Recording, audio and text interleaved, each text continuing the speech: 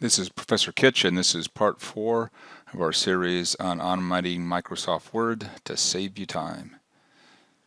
And in this part, we're going to learn to use the equation editor so you can insert good-looking equations instead of crummy-looking equations. We're still working with the same document that we've been using for the last several of these webcasts. This time, I'd like you to scroll down here to page 2, and here you'll see there's an equation here for the future water supply demands. It's a really simple equation. Well, we're not worried so much about the equation, but how to write equations so they're nice and neat. And you'll notice if you click in this equation that this new tool will come up at the top saying equation tools. And if you click on design, you're going to get a whole new menu here, ribbon, that shows you all kinds of different equation editing tools.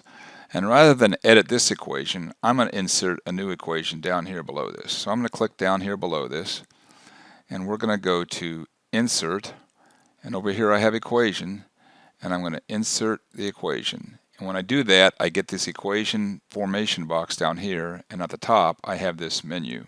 And we're going to insert the quadratic equation here because it's one I'm pretty sure all of you know.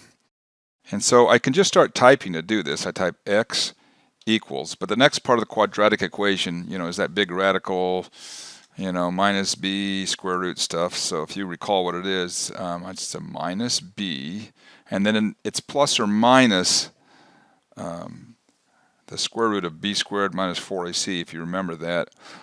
And I could just put plus or minus, but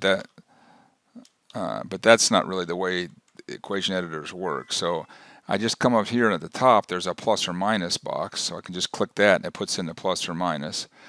And then for the radical, I just come up here to the radical, pull down the menu. I just want a regular plain old radical, so I just click on that and I get the radical, and I can go in here and I can type b, but that b is squared, so I have to highlight that b, just the b, and come up here to the scripts, and I want to put a superscript in there, so I click on that, and there's b, and look, there's a place for the superscript. Type in 2, then I'm going to subtract from that 4 times ac. I can just type that in. Oh, I've got an equal sign there. How'd that get there? Well, I'm just going to delete that. That's no problem. Now I need all of this to be divided by 2a, and so I'm just going to highlight all this part on the top. I come up here to fraction, tell myself I want to do a regular old stacked fraction, click on that. Notice it puts that there. I can type in 2a, and now I have formatted a nice equation. And it's really that simple. It's really a point and click kind of thing. So make your professor happy and just use the equation editor and you'll make great equations.